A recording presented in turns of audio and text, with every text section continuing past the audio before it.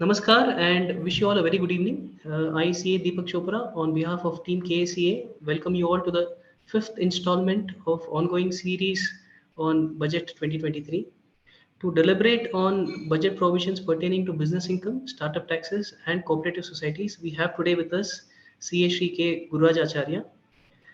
Sir requires no introduction to our attendees, but this is a formality that I have to follow. Sir hails from the temple town Udupi, brought up in Iron City, Bellary, and is now well settled in the knowledge city of Bangalore. He is presently the senior partner of Mrs. KG Acharya and Company Chartered Accountants, Bangalore, specializing in corporate finance, corporate taxes, and company law. Sir has been a rank holder throughout his academics, having secured first rank in BCom, 21st rank in CA Inter, 10th rank in CA Final, first rank in ICWI Inter, and third rank in ICWI Final. He is a director on the board of directors of Karnataka Bank. He was a director on the board of directors of State Bank of Mysore, was a member of Karnataka State Level Audit Advisory Board, was a co-opted member of Expert Advisory Committee and Committee on Accounting Standards for Local Bodies by ICI New Delhi, was a member of the Bangalore Financial Reporting Review Group formulated under Financial Reporting Review Board of ICI New Delhi, authored a book titled Internal Financial Controls, Practical Handbook on Audit Report on What Can Go Wrong, published by KCA. He's been a resource person on multiple forums. Sir, on behalf of KCA and all the attendees, I wish a very hearty welcome to you and over to you, sir. Thank you, Deepak. I would say that this is a very unique program which the Karnataka State Chartered Accountants Association is conducting, slicing and dicing and understanding the provisions in the shortest possible time. I'm fully aware that the session is only for 45 minutes. So therefore, we will be concentrating on few provisions and probably getting into the details of it. So let me just put up my presentation so that we are fed through various sources, one through the eye and one through the ear. So this is the topic which Deepak has given me. Breakdown of the Finance Bill 2023, decoding amendments pertaining to the provisions with respect to business income, startups, and cooperative societies. So what we will do is, of course, we will get into the details. I will explain in the next half an hour to 40 minutes. Then you can also, when I see some participants, they can post the questions in the chat box, which Deepak will read out to me whenever I ask him to. So I have three stations. One is at the end of business income, one is at the end of startups, and one is at the end of cooperative societies. There are about 8 provisions pertaining to business income, 2 pertaining to startups, and 4 pertaining to cooperative societies. So business income provisions, this is the snapshot, the 8 provisions with respect to business income. So what are the changes? Threshold limit for presumptive taxation has been increased. So they have tampered with section 44AD and 44ADA. So all of us know that for 44AD, one has to be having a business income of up to 2 crores. Couple of years ago, they introduced another provision to say that up to 5 crores, and then they increased it last year to 10 crores. You still can come under, you don't have to get the tax audit done, but presumptive taxation ke liye, for business, it is 2 crores. And for 44ADA, it is 50 lakhs. So 44AD is for eligible business. 44ADA is for specified professionals. So who are those specified professionals? Specified professionals are those who are covered under section 44AA. So what I wanted to tell is, so far we had 50 lakhs as presumptive taxation for professionals and 2 crores for eligible business. So this is the limits applicable for presumptive taxation. Let's keep presumptive taxation away. The cutoff for tax audit is 1 crore for business cases, unless you come under the 44AD case. And for specified professionals, the cutoff was 50 lakhs. Beyond 50 lakhs, you had no choice for presumptive taxation but to come under tax audit.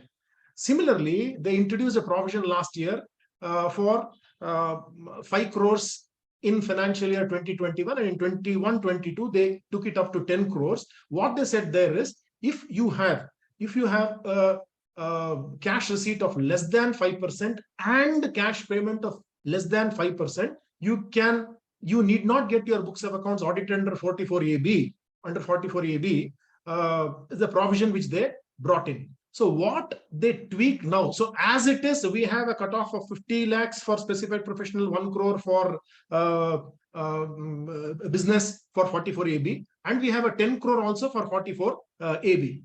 But for 44AD and 44ADA, always we had 1 crore, 2 crores for the business and 50 lakhs for specified professionals. So what they have done in this particular budget is they have taken up the limit of 50 lakhs for specified professionals. Let me tell you, not all professionals, but specified professionals up to 75 lakhs, you can come under presumptive taxation. And for eligible business for 44AD, you can come up to 3 crores, if and only if your total receipts from your business bar profession is less than 5% in cash, So please don't confuse with the proviso to section 44AB, which uses both receipts and payments less than 5 should be less than 5%. Whereas for the presumptive taxation ke liye, they have let me get into the details. The threshold limit for presumptive taxation increased if and only if cash receipt does not exceed 5% of the total turnover or gross receipts. In case of eligible business, from 2 crores to 3 crores under section 44AD, and in case of specified professionals, from 50 lakhs to 75 lakhs under section 44ADA. So this 50 lakhs to 75 lakhs is only for specified professionals. So that is a point to be noted.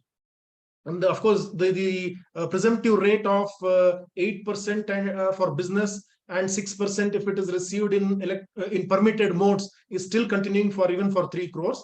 And for specified professionals up to 75 lakhs, one can come under 50% presumptive rate. But the point to be noted is 50%, 8%, 6%, these are the minimum amounts. And in case your actual income is more, I am afraid that you will have to show more. So 8%, 6%, and 50% always happen to be the minimum amount that of profit, presumptive profit, that is required to be shown.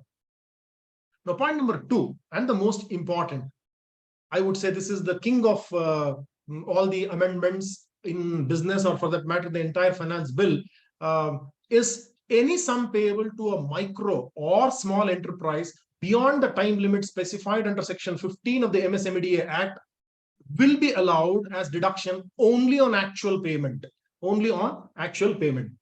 So a couple of things to be noted. Who is the beneficiary here? Please understand, MSMEDA Act 2006 covers micro, small, and medium. But the benefit that is now covered for this purpose is only micro and small. The medium will not come under the actual payment mode for the purpose of claiming it as an expenditure. Now let's understand who is a micro, small, and medium. So who is a micro, small, and medium? So the definition will go by the MSMEDA Act as follows, which is anybody who's having a turnover. I would put it straight away, micro and small, since they are covered. We can understand that if you have a turnover of less than 50 crores and your investment in plant and machinery is less than 10 crores, then the enterprise will be eligible to be called as a micro bar small enterprise. Medium enterprise, as I told, will not be covered for the purpose of section 43B amendment. So micro and small. So turnover is 50 crores, less than 50 crores, and investment in plant and machinery is less than 10 crores. Any one of them breaching, you do not come under the beneficial category. So for a couple of things to be noted, turnover does not include export turnover, and plant and machinery means the value of plant and machinery in the erstwhile before 2020, we used to see the investment value. Now what we need to see is the return on value as per the latest income tax return which has been fine. So once we understand who is a beneficiary under this particular provision, sum payable to micro or small enterprise, who is a micro or small enterprise? So if I am paying to such an enterprise who is a micro or small enterprise whose turnover is less than 50 crores, or investment in plant and machinery is less than 10 crores, I have to be very careful.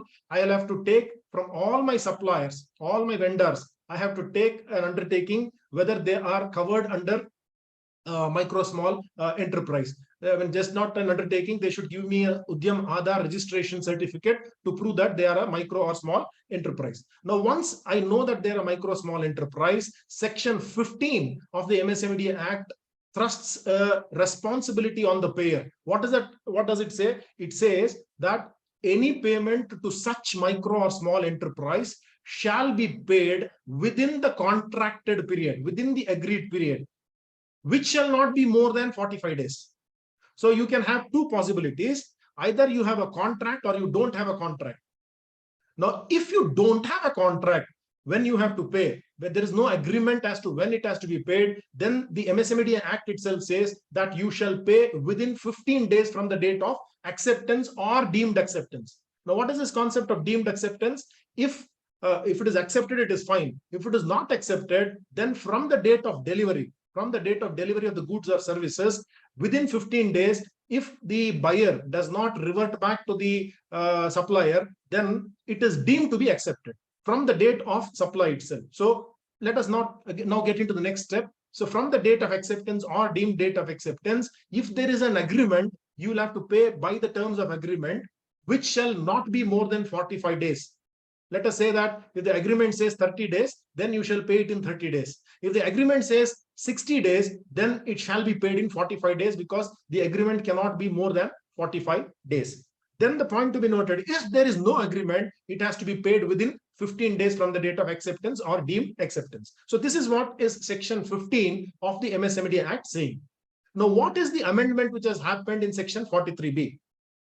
Unlike the popular 43B sections, please note that sales, the GST payments or bank interest or bonus is allowed for payment on accrual basis, but subject to, if you are paying it, your payment date should be before the due date of filing the income tax return. 139(1) due date, if you pay, you can claim the benefit of that accrued expenditure. Now, when it comes to this particular provision, which in the Finance Bill 2023, they went on to say that it is not going to be allowed up to the due date of filing the income tax return. Very, very clear. Now you'll have to say whether it is paid as per section 15 of the MSMED Act within the year. So from 1st of April to 31st of March 2024, because it is kicking in from next year, from 23 to 24, even if it is delayed, let us say, even if you delay it by, I just take an example of 45 days alone, there is no agreement. I mean, there is an agreement for 45 days, so you'll have to pay it by 45 days. So you have not paid 1st April purchases by, let us say, 15th of May. Then you have paid it somewhere in September. You can get the benefit of that particular expenditure in the financial year 2023-24. I mean, it is not that if you have not paid within the 45 days, you will lose that permanent. It is not a permanent disallowance. It will be allowed as a deduction of only on actual payment. So there, it is not like PF ESI deduction, where if it is not paid within the due date, it will be disallowed for good. It is not a permanent disallowance. It is a temporary disallowance. So what we need to understand is, as on 31st of March 2024, is there the time limit? So which means for supplies after 15th February, I will still have 45 days. Okay. So if I have paid those dates between 15th February and 31st of March 2024, let us say 1st April, 2nd April, within the due dates, even then, although I have not paid it before 31st of March 2024, I will still be eligible to get it if I have paid it within the due dates. Let us say 15th of February, if my due date on 45 days basis comes on 1st of April, I paid it on 3rd of April. Then I'm afraid you will be eligible to claim this as a deduction in the financial year 24-25 and not in 23-24. So let me reiterate, if you have purchased something from micro or small enterprises in the particular financial year, the expenditure will be allowed on actual payment basis. However, an actual payment basis, even if it is beyond the due date. But the point to be noted is, if on 31st of March, the due date under section 15 has passed and you pay it in the next year, or you pay it 4 years down the line, then it will be allowed in the next year or 4 years down the line. So this is how we need to understand this particular provisions. So let me just go to this particular so new clause inserted in section 43B to provide that any sum payable to a micro or small enterprise which is beyond the time limit specified under section 15 shall be allowed as deduction only on actual payment. So in that particular year, have you paid beyond that particular date? In that particular year, I told you 1st April you purchased, you paid it on 15th of, you should have paid it on 15th of May, you paid it in June. You have paid it in the same financial year, but beyond the due date. You can claim it in financial year 23-24 itself. Now, the next question that comes out is the purchases which you made in financial year 23-24, you have on 31st of March, it is still shown as payable. It is still shown as payable. Now, for that payable, you need to find out whether there is still the due date, has it gone the overdue date, or has it been still within the due date? If it is within the due date, you will have to see in the subsequent year whether you have made the payments within those particular applicable due dates. If you have not, if the due date has got expired, I'm afraid in 23-24 you cannot claim. You can claim it in the year in which you actually make the payment.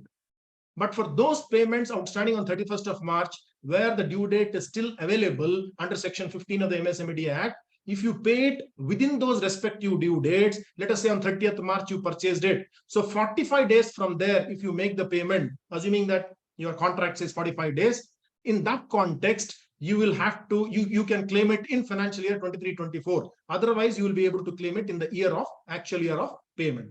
Now, further, the option of allowing such expenditure, if paid on or before the due date specified under 139(1), shall not apply to the above payments. So this is what exactly I told. It is neither like neither like PF ESI, where permanent disallowance if it is not paid within the applicable due dates, nor it is like bonus or interest to the bank where it is allowed up to 139 due date. So we'll have to realign our thinking. The biggest problem for chartered accountants is, how will I know? How will I know that, first of all, it is a MSME? How will I know that the vendor is actually an MSME? And how will the department know that these due dates have actually been paid, although it could have been paid in the subsequent years? I am sure that they will make necessary amendments in the tax audit report to bring out these particular changes. The third important change which has happened is, all of us are aware of this particular provision of 5627B. What is this 5627B? 56.210 is on one side, on the recipient of a share. On the recipient of a share, if he receives the share whose value is much more than what he has paid for, then 56.210 gets captured.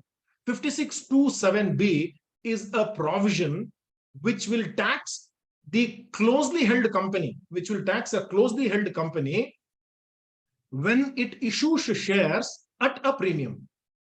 When it issues shares at a premium which is more than its fair market value.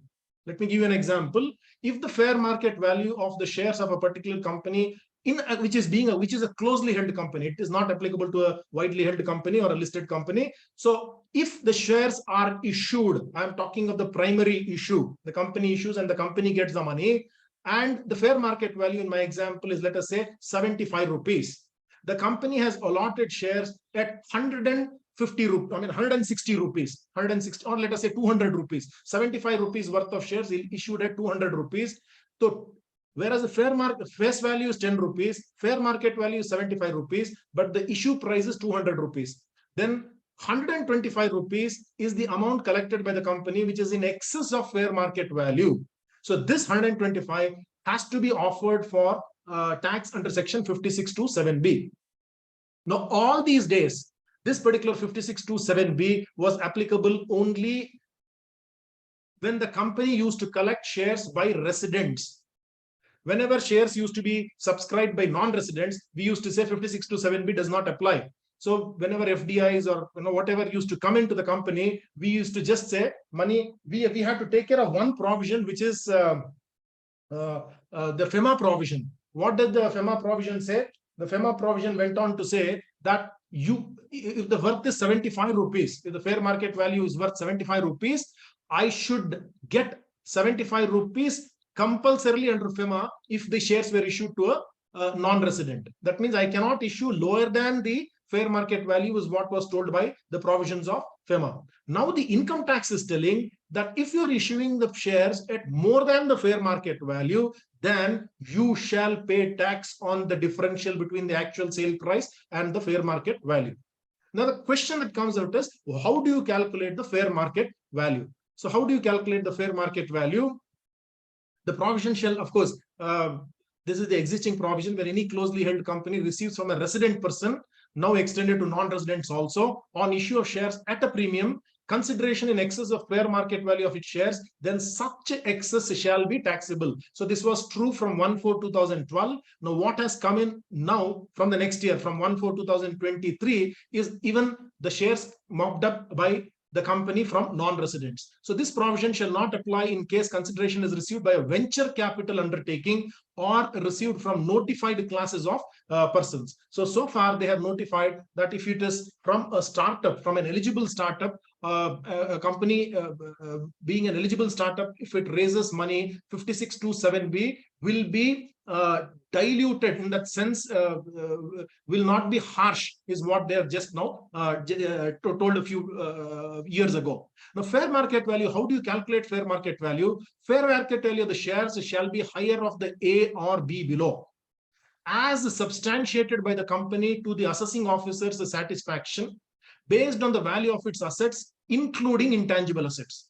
So I will have to prove, this is one very, very subjective calculation which has been told, as substantiated by the company to the assessing officer's satisfaction, based on the value of its assets, including intangible assets, or as determined by the prescribed method, that is 11 UA as per rule 11 UA bracket 2, which prescribes two methods. Fair market value as per the DCF, determined by a category 1 merchant banker. All of you must be aware that up to 2018, even a chartered accountant could have given a certificate, as long as that chartered accountant was not the statutory auditor of the company, because it involves projections and valuations, which the statutory auditor could not have done.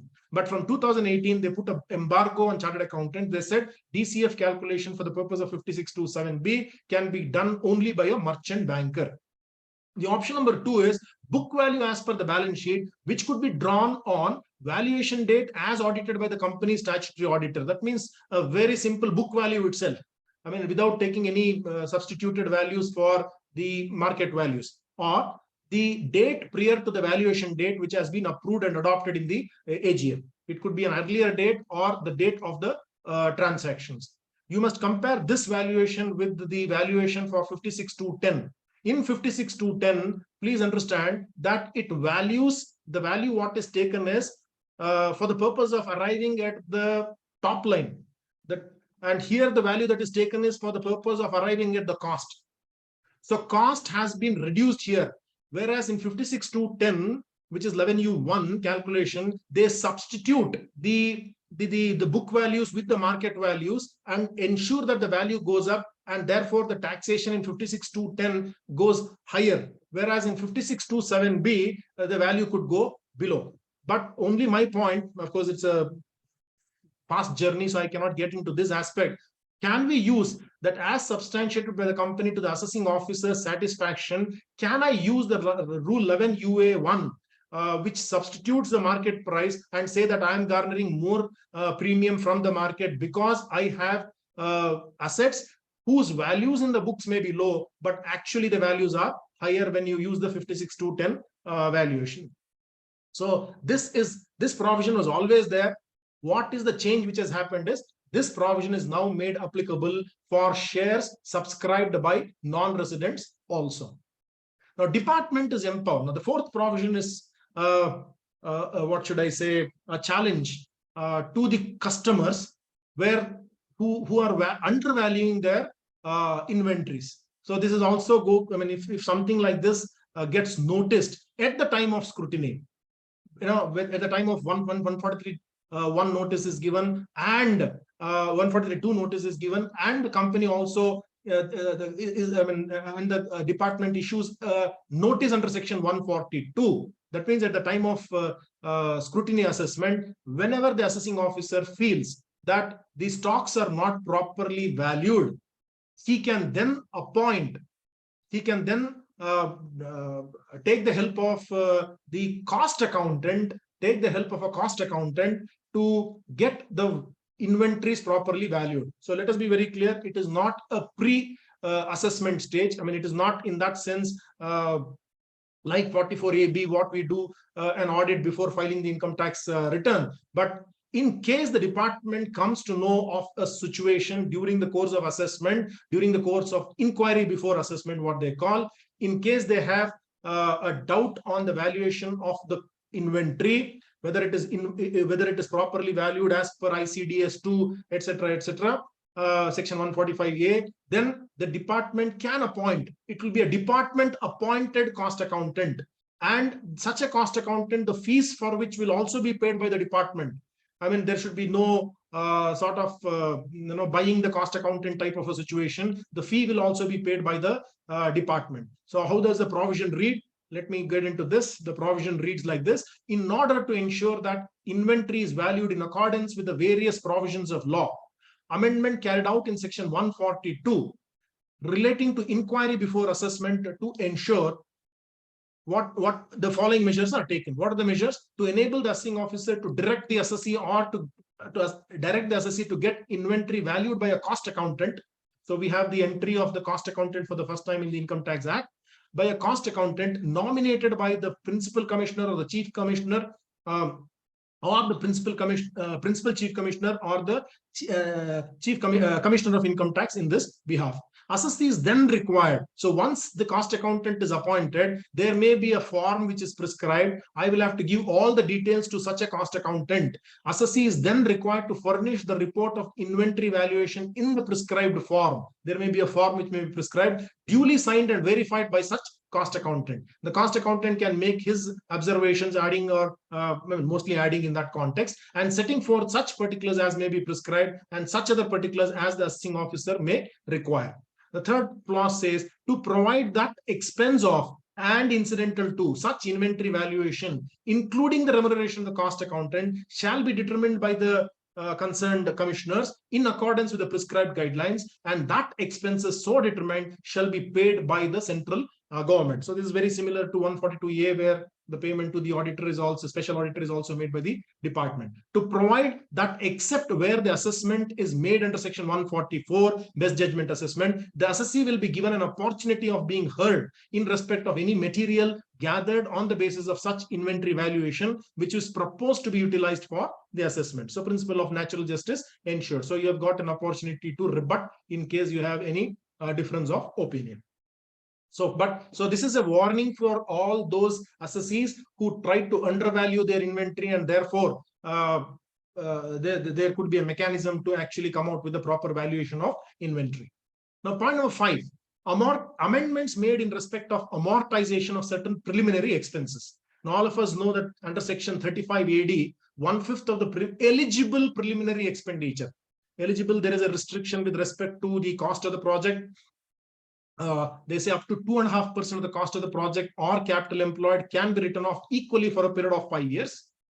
And what does section 35D say? You can amortize certain preliminary expenses. What could be the preliminary expenses? Which is incurred towards preparation of feasibility report, project report, conducting market survey, or any other survey necessary for the business of the assessee, or engineering services related to the business of the assessee. So this was always there, will continue to be there.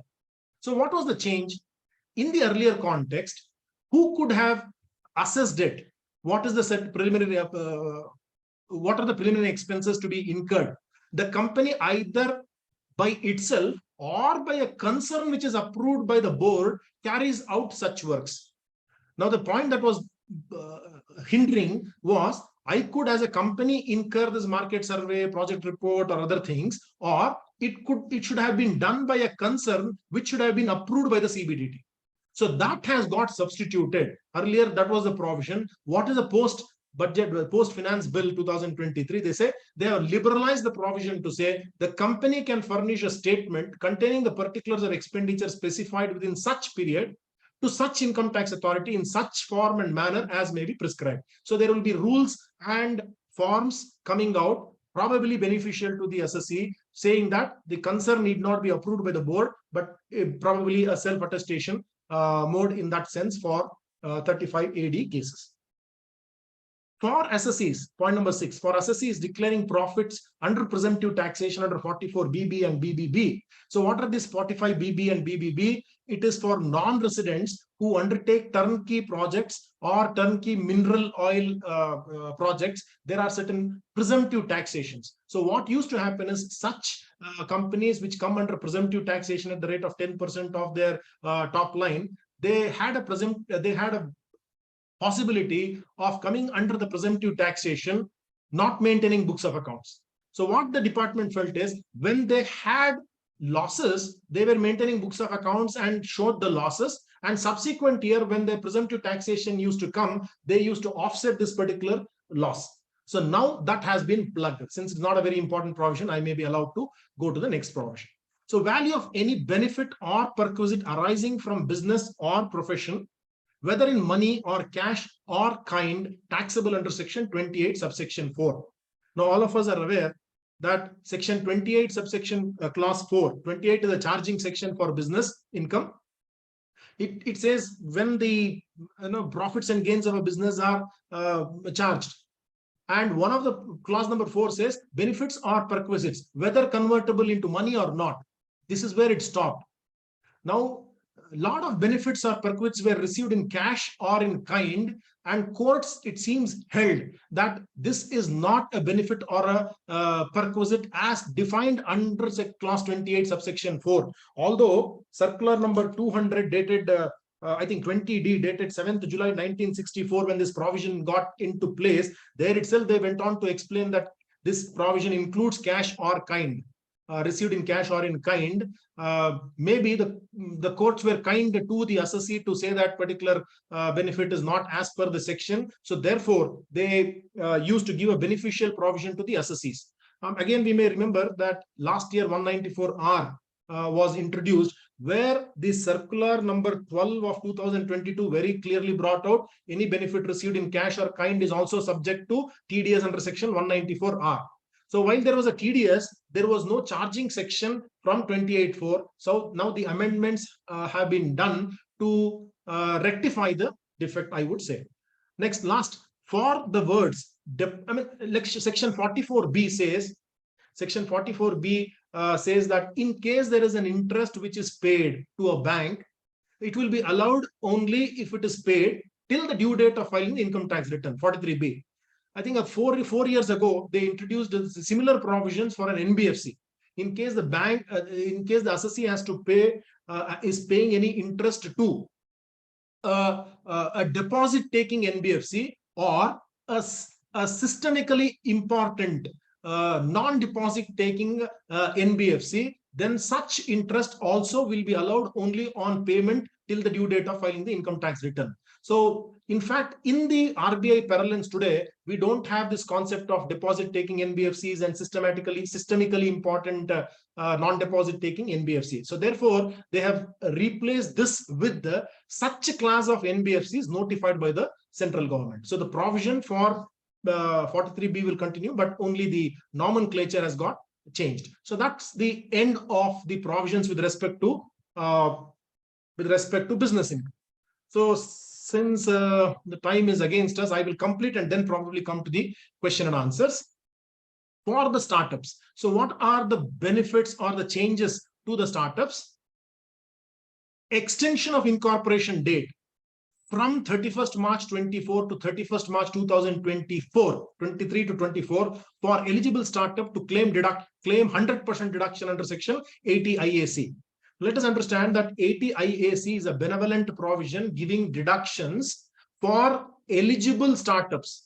Let us be very clear, it is an eligible startup which can come under 80 IAC. What is a startup? What is an eligible startup? To be an eligible startup, you should be in the first 10 years of your incorporation. And then it could be a company or a partnership firm. Well, in fact, partnership firm is not allowed for the purpose of 80 IAC. What is allowed is only a private limited company and LLP. Now, turnover of such an entity should be, although for the purpose of startups in general, for other benefits, even partnership firms can be taken. But for 80 IAC and 5627B benefits, it should be either a private limited company or LLP. The turnover of such an entity should not cross 100 crores. First 10 years, if it crosses 100 crores, then it is not an eligible startup. And it will be considered as a startup if it is working towards innovation, development, or improvement of the products or processes or services, or it may not have any one of the above.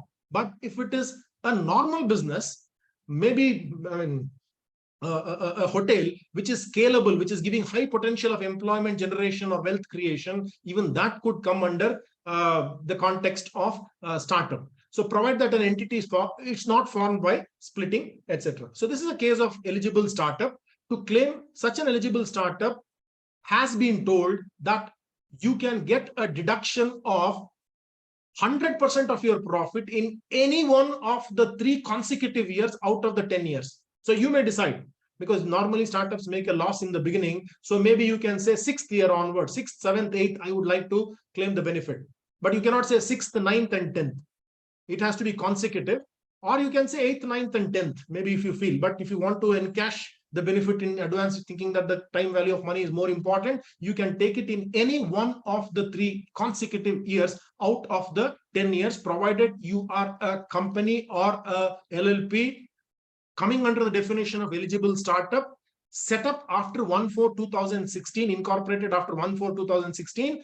Now, earlier it said before 31/3/23. Now they've extended it by one more year, 31/3/2024. But the important catch is, if you want to get an 80 IAC benefit, apart from being an eligible startup, you should also be an eligible business, getting a certificate from the Interministerial Board of Certification. This is slightly a challenge. One has to get this particular approval from the Interministerial Board of Certification. So that is a change which has happened. Only they moved the date from 23 to 24, a beneficial provision.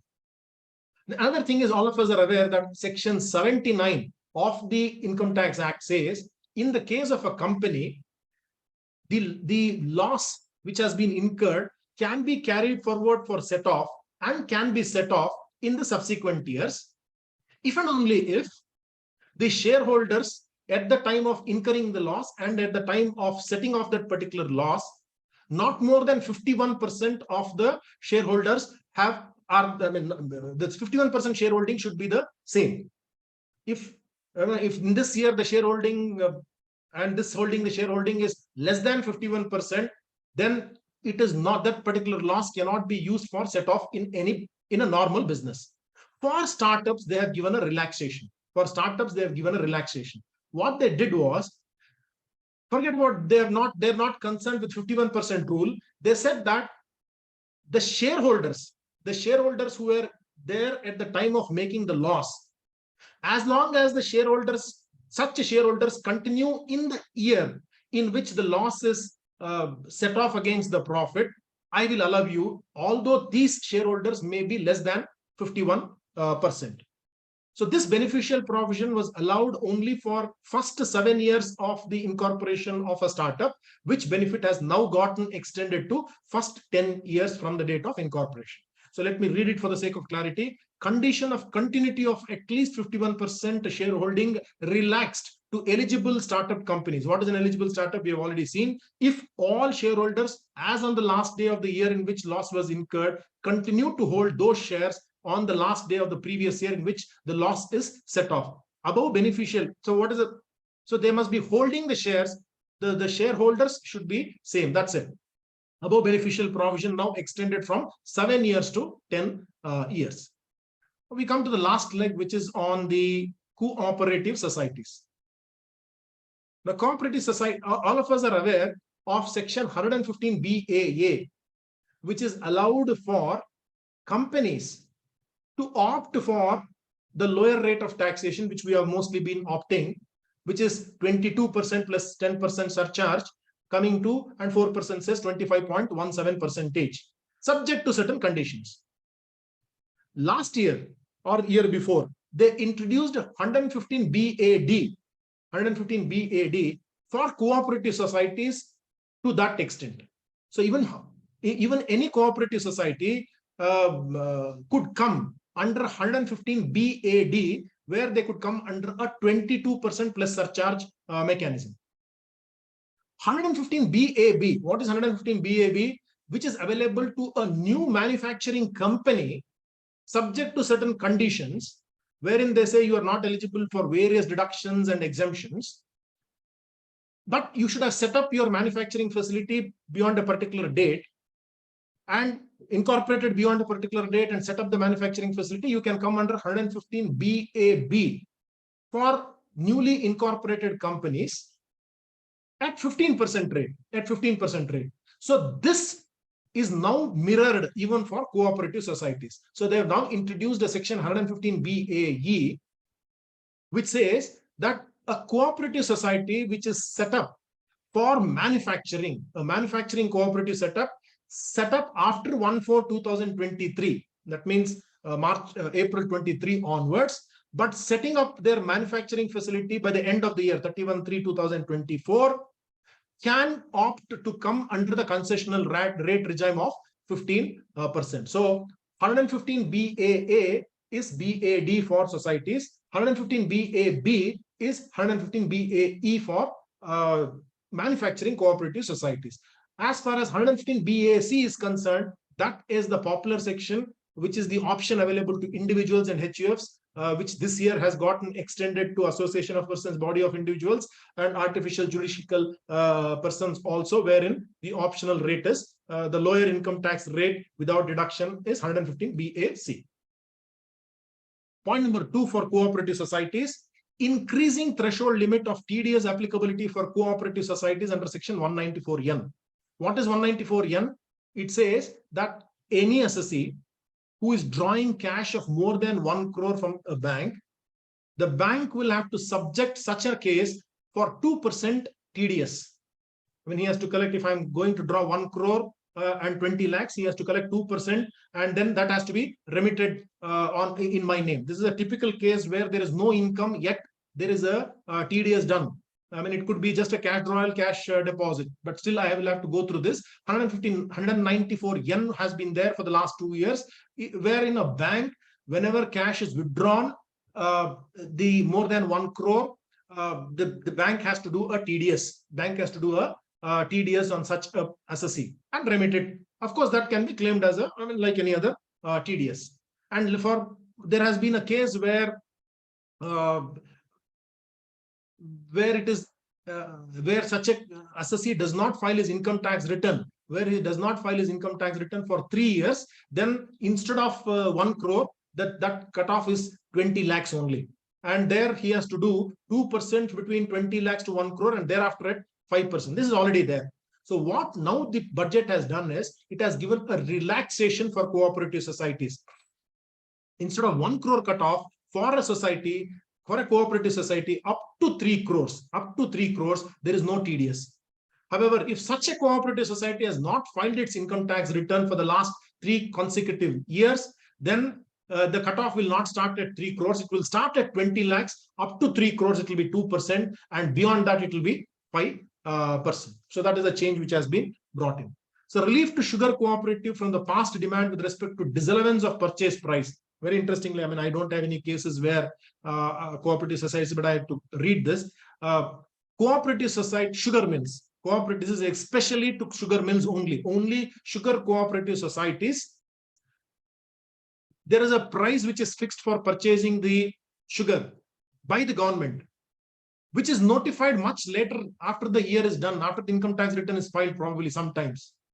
Now, I would have received a bill from a farmer, let us say at 25 rupees a kg, and I have paid him 25 rupees. And then the government says you will have to pay him 28 rupees a kg. So 3 rupees per kg, I will have to pay him more in subsequent years. So I'll have to make an adjustment because the government has told me I have to pay him 3 rupees extra. Whether this 3 rupees is allowed. Very interestingly, the Income Tax Act from assessment year 16-17 went on to say that that should be allowed because the government has told and he has paid. It is not voluntary, rather it has been paid by virtue of a statute, statutory backing. Up to 15-16, there was no such provision, and the income tax authorities used to, it seems, disallow. When very strange, because what has been told by government should not have been disallowed. But anyway, in case there is such disallowance, now sense has prevailed to say that that disallowance will have to be allowed even for years prior to 15-16 by virtue of reopening of the assessments, and such reopening can happen up to the next 4 years from 1/4/2023. The last provision is with respect to 269SS and 269T. All of us are aware that 269SS and 269T, the cutoff is 20,000 rupees for loans and deposits or specified sums or specified advances. So for cooperative societies, which are in the nature of primary agricultural credit society and primary cooperative agricultural rural development bank, they have enhanced this limit from 20,000 rupees to 2 lakhs. I mean, if the member wants to deposit it, member wants to withdraw it, only between the society and the member, up to 2 lakh rupees in cash. It could be a loan which is taken, or a deposit which is made or repaid, or a loan repaid, whichever way, up to 2 lakh rupees is not considered as a breach for 269SS or 269T. So these are the provisions that are applicable to businesses, startups, and cooperative societies. Deepak, question please. We have a bunch of questions, Yeah. a lot of them pertaining to 43B and micro small entities. Yeah. I'll read out one at a time. Sir. Sure. Will the 43B disallowance impact only those payments which are due to entities which are registered as micro or small entities, or would it also be applicable to those entities which are micro or small by the criteria of their turnover and investment, but they're still not registered under the MSMED Act? I would say it is only to those who are registered. Okay. This is because this. How would I know? How would I know? Because I am not privy to his balance sheet and all those stuff. If he gives a balance sheet, I don't care. I would say, please give me a certificate saying that you are registered. So the Udyaga other registration is the conclusive evidence that he is indeed a micro small enterprise. A follow-up question on this is, so the status of micro or small, or the registration certificate has to be checked at what point? On the date of purchase, on the due date of payment, or the date of income tax return, or at the time of assessment? Very, very good question for which I don't have a good answer at this point in time. Clarity has to be sought and obtained. Maybe I would say at the end of the year is what I would say, because if I have purchased now in February when he was as I know, these are all done year specific. These are done year specific. So whatever purchases I have done in this year, maybe the return, because all these are linked to the income tax return. 31/3/22, if he is a MSE. In fact, I also happened to read a newspaper announcement which says once you are an MSE, you get the benefit for the subsequent 3 years. So these are all newspaper announcements. One has to get a proper clarity. But as it stands, I would say 21, the previous year, because 21, as on March 22, if he were to be an MSE, he would get the benefit for this year. The next question is, what if my terms of credit are 90 days? Will I still be visited with 43B disallowance? That is, should the 45-day be counted from the date of invoice or from the date of payment when it is falling due? No, let us be very clear. If the agreement is for 90 days, that agreement is bad in law. Section 15 says you have to pay him within the agreed period, which shall not be more than 45 days. So if it is beyond 45 days, that agreement gets overridden by the Section 15 of the MSMED Act, which says you'll have to pay it in 45 days. So 45 days from what date is a question. It is not from the invoice date. It is from the date of acceptance or deemed acceptance. He could have invoiced it in, let us say, January, but I have received it on 7th February. So, and I have accepted it on 7th February. So 7th February, say 45 days becomes the date. let us say I have not given my acceptance.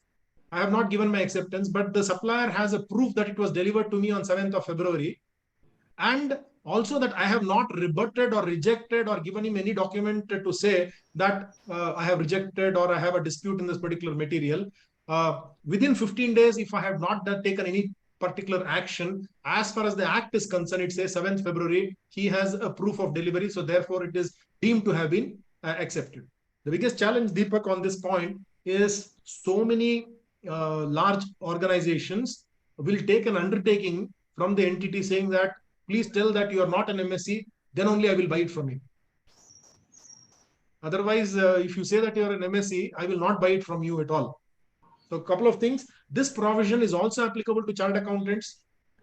So make use of this particular provision to get your fees paid in advance. And point number two, this provision is also applicable to an MSc.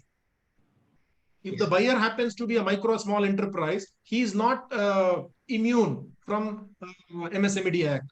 If a MSc buys from an MSc, the buyer has to get from the supplier, I mean, the seller has to get the payment from the buyer MSc also.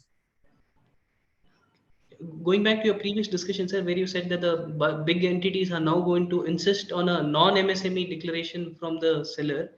So can it be said that this provision, although intended to do good to the micro and small entities, may actually end up doing more harm to them? No, I wouldn't say that. I mean, the government has done its part. I think at the ground, one has to really work out. And in any case, this is going to be beneficial. Otherwise, anyway, you are not getting it. So you will say, I'm not an MSME and stand in the queue to get the payments.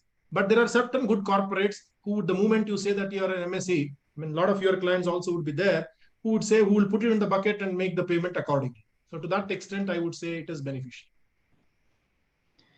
The present set of provisions which restrict credit period to 45 days, can they be termed unconstitutional, violative of Article 19 of Constitution of India for restricting free trade? I think so. If it is restricting free trade to a particular entity, it could be, but it is for a sector in totality. So therefore, it may not be. However, it could be explored. I mean, I wouldn't comment on that question. Based on your explanation, provisions of Section 43B can be invoked only in a case where the payment to micro or small entity is made beyond the time limit specified under Section 15 of MSMED Act. So again, let me reiterate. Section 15 says you should pay it within 45 days. Now, if the 45 days window you have paid beyond, and that happens to be within the financial year, you will get the deduction in that particular financial year itself. If that due date on 31st of March is actually payable, there could be two instances. You purchased from the MSME and paid it during the year. You don't have to really look into Section 15. You may have a problem with the Companies Act where you should have filed MSME 1 and you may have to pay 3 times the bank rate for the delay which is taken care of by the MSMED Act, which may not be allowed for income tax purpose. So financial year 23-24, you purchased from an MSME and made the payment in MSME, that will be allowed. Purchases from MSME on 31st March, it is outstanding. Now, outstanding has to be further segregated into whether it is overdue or not overdue. Overdue as per MSMED Act. If it is not overdue on 31st of March, check the next year balance sheet whether it is paid within the due date as specified under MSMED Act. Too much of work for us. Not too much, because every payment you'll have to link it by the dates now. If it is paid within the due date in the next year, then you can claim it as a reduction in 23-24 itself. If it is not paid, outstanding was on 31st of March, overdue or overdue on 31st March itself, or not overdue on 31st of March, but paid beyond the due dates, in that context, it will be allowed in the year of payment. These are the possibilities. Even though Section 44AB is not covered in your scope today, can you help us in understanding the impact of the amendment of substitution of first proviso to Section 44AB of the Act? No, I mean, this is already there. Let me tell you, 44AB के लिए it is 50 lakhs for specified professionals, beyond 50 lakhs for specified professionals, and beyond 1 crore, not being those who are covered under 44 AD. 44 AD, the limit is 50 lakhs for professionals and 1 crore for business. This is very clear. Now, I'm not talking of presumptive. You are not eligible for presumptive for various reasons. In that context, the proviso says that if you're a businessman, this is not applicable to professionals, it is applicable only for businessman. 1 crore will get substituted by 10 crores for financial year 21-22 and also for 22-23. They have not thankfully tweaked it, because every year I thought they will tweak it 5 crores, 10 crores, and then say bye bye to chartered accountants. But they have not done that. So they have kept it at 10 crores itself. If and only if that 1 crore becomes 10 crores, if and only if both your receipts and your payments are less than 5% of the respective receipts and payments. In that context, it will get substituted with 10 crores. That is 44AB and the proviso section 44AB. But a big problem with such a proviso is such an SC, if he is eligible for 80JJAA, he may not be eligible for 80JJAA. I mean, he may be getting 8 crores turnover, 100% in permitted modes, receipts and payments. He is eligible otherwise for 80JJAA. 80JJAA starts in the case of an SSC who has been subject to audit under section 44AB. Because he is not audited under 44AB, he may not be eligible for 80JJAA. Suppose there's unintended consequence. Suppose there is a running account with MSME and payments are made without any specific direction as to which invoice is to be adjusted against what payment. Whether Clayton's rule could be applied here? Yeah, I think you can definitely apply the rule of FIFO. I don't know about Clayton, but I would say FIFO basis may you will have to make the adjustment. Is the proposed amendment to section 56 subsection 27B applicable also to issue of shares by a company to non-resident body corporate? Yes. Yes. Non-resident body corporates are also covered. By reading the language in 194N clause 2 and second proviso, we were understanding that the provisions of section 194N are not applicable to cooperative societies. But due to amendment, it is clarified that cooperative society is under the scope of section 194N from the date of its inception. Is this reading right? I think the reading is right. That's all I can tell you. I mean, he was originally reading it wrong. There were certain beneficial, I think there were certain circulars which gave certain beneficial provisions, but the act itself was made applicable even for cooperative societies. That is it that we have in the Q&A box. Yeah, and that also leaves you with 2 minutes for winding up. Yes, sir. I take this, time of 60 minutes max. I take this opportunity to extend a formal vote of thanks to our speaker, Shri K. Gururaj Acharya. Sir, thank you very much for your insightful discussion on proposed amendments pertaining to business income, cooperative societies, and startup taxation. Thank you for having consented for our program and having devoted your time. I also wish to thank all our attendees for their participation. And before we conclude, a small announcement for tomorrow. Tomorrow we have two very important sessions. First at 11 a.m. dealing with amendments relating to trusts and donation by Dr. N. Suresh, and at 5 p.m. tomorrow by C.A. Krishna Upadhyay on amendments pertaining to TDS related provisions. See you all tomorrow. Yeah. Today's session stands concluded. Thank you all. Thank you so much, Deepak. It was a very enlightening session as far as I am concerned, because this is how we get to learn too. So thank you so much for enlightening me and forcing me to read the provisions. Thank you.